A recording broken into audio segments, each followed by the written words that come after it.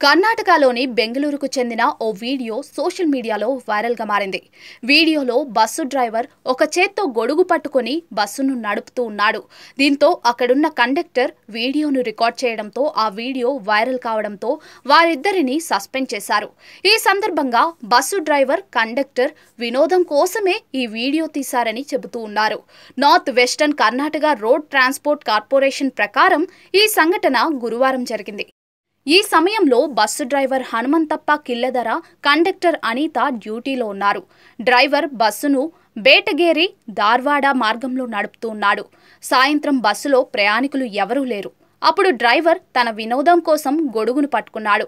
అదే సమయంలో మరో చేత్తో బస్సును నడుపుతున్న సమయంలో బస్సులో ఉన్న కండక్టర్ అనిత ఘటన మొత్తాన్ని వీడియో తీశారు.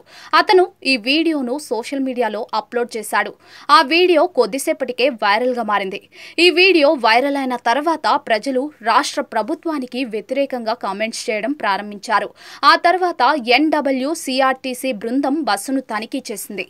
డిపార్ట్మెంట్ టెక్నికల్ ఇంజనీర్లు బస్సును పరిశీలించి రూఫ్లో లీకేజీ లేదని నిర్ధారించారు. కేవలం వినోదం కోసమే ఈ వీడియో తీశానని డ్రైవర్ తన ప్రకటనలో తెలిపాడు.